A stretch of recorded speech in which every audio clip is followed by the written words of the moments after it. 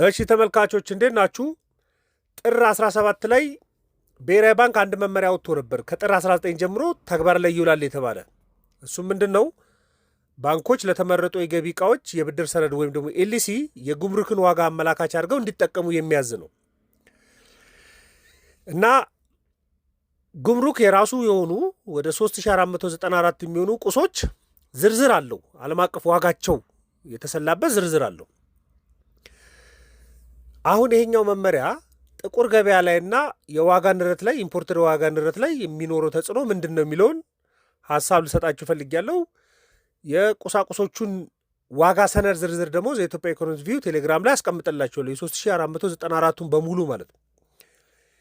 ግን ይሄ ምን ማለት ነው መመሪያው የሚለውን የተወሰነ ሀሳብ መናገር ይቻላል። አሁን በፊት የተለመደው አሰራር አለ። ምንድን ነው? አንድ አስመጪ አሁንም ያለው አሰራር ነው ኦፍኮርስ። ግን አንድ አስመጪ ከውጭ ዕቃ ማምጣት ሲፈልግ ዕቃ ከሚያስመጣበት ሀገር ወይ ደግሞ ድርጅት ላይ የሚፈልገው ዕቃ የሚሸጥበትን ዋጋ ፕሪፎርም አስሞልቶ ያመጣል። ስለዚህ እሱ ያመጣውን ደግሞ እዚህ ደንበኛ የሆነበት ባንክ ላይ ያቀርብና ኤልሲ ያስፈቅዳል። የውጭ ምንዛሬ በቃ ይሄን ቁስ እገዛበታለሁ የሚለውን የውጭ ምንዛሬ ያስፈቅዳል ከባንኩ።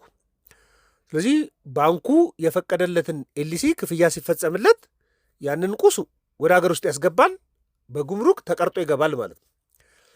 ነገር ግን ይሄ አንደር ኢንቮይስ የሚባል አይነት አሰራር ደግሞ ውስጡ ይገባበታል። ምን ማለት ነው? ውጭ ሀገር ከሚሸጥበት ዋጋ ዝቅ አድርጎ ማስተመን ማለት ነው። ለምሳሌ $10,000 የሚሸጥን ዕቃ $1,000 እንደሚሸጥ አድርጎ ፕሪፎርማዎችን ማምጣት አይነት ልምድ አለ። ይሄ እዛ ላኪ ላይ ያሉ ሀገራት ያሉ ድርጅቶች፣ ካምፓኒዎች ምናልባት ታክስ ከፍተኛ እንዳይሆንባቸው እንደሱ ሊጽፉ ይችላሉ። አንደር ኢንቮይስ እያደረጉ ደንበኛ ለመያዝ ሲፈልጉ ምናልባት ደግሞ ምን አገባኝም በሚል ሊጽፉት ይችላሉ። አሁን ስለዚህ ዕቃው ባልተገዛበት ዋጋ ጉምሩክ እንዲቀርጥ ይገደዳል። 10,000 የሚሸጥን ዕቃ $1,000 ተብሎ ሲመጣ $1,000 ተብሎ ሲመጣ ሊቀርጥ ይችላል። መኪና $100 የሚመጣበትም ጊዜ ስለነበረ ማለት ነው። ስለዚህ የመጣለትን እየተመለከተ ጉምሩክ ቀረጥ ያስከፍላል። ቀረጥ የሚያስከፍለው በፐርሰንታይል ነው።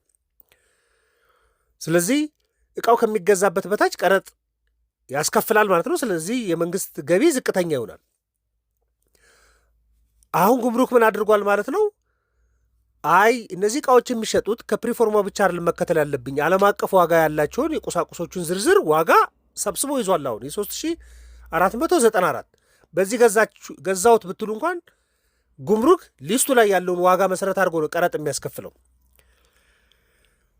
ስለዚህ ባንኮች ኤልሲ የሚከፍቱበትና ጉምሩክ የሚያስቀረጥበት ዋጋ የተለያየ ነው። አሁን ይህንን ነው አጣጥሙት የተባለው።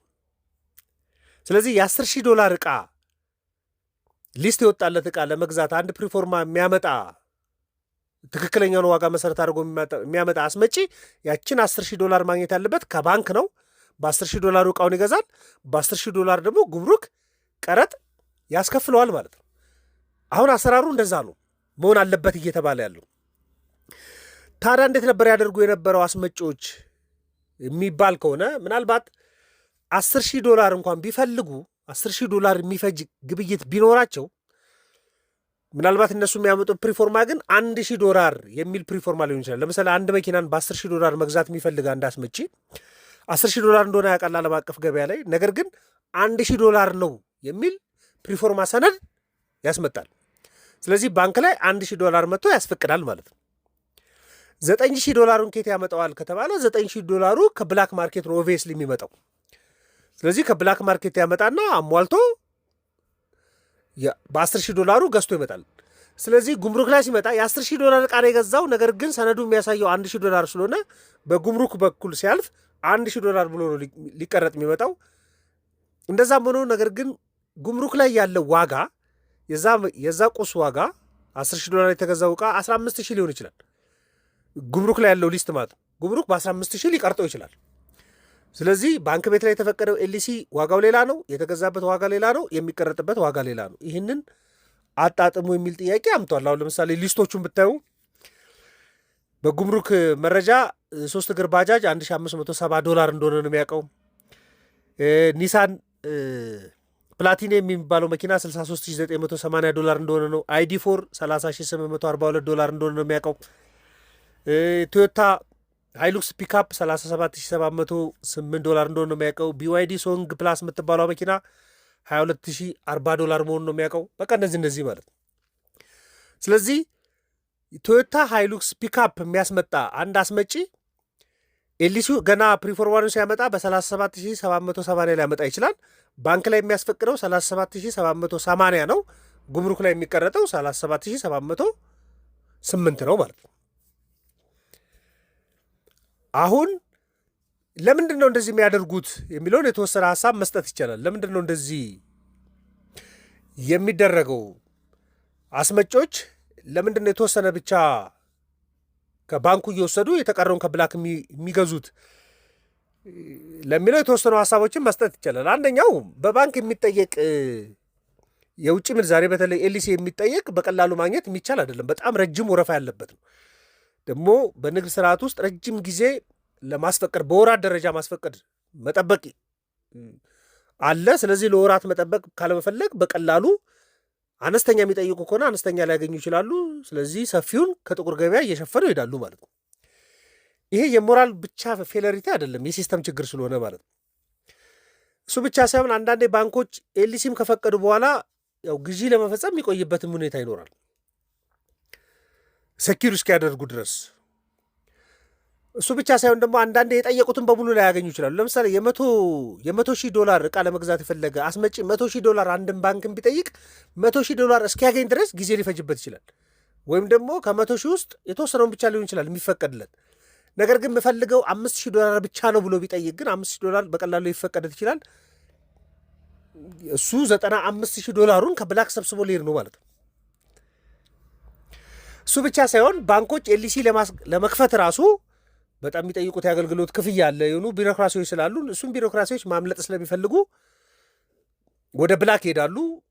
እሱ የጠቅላላ ይሄ ለመሸሸግም ለምንም ፐርፐዝም ለማሸሽም ፐርፐዝም ያገለግላል ተያይዞ ማለት ነው። አሁን ይሄን ተመልክቶ ነው አስመጪው ወደ ጥቁር ገበያ ይሄድና ከዛ ያሟላል ማለት ነው። ጥቁር ገበያ ይሄን ቀዳዳ እየሞላ ነው የኖረው ለረጅም ጊዜ።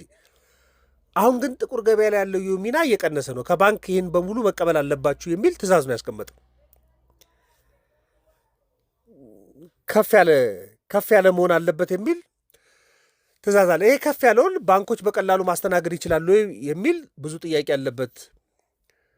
በጥር 18 ላይ እና 19 ላይ የተጫረተው $500 ሚሊዮን ምናልባት ይሄኛውን ክፍተት ለመሙላት ነው። ጥቁር ገበያ ይሞሉ የነበሩ አስመጮች አሁን ወደ ባንክ ሄደው ማስፈቀድ አለባቸው።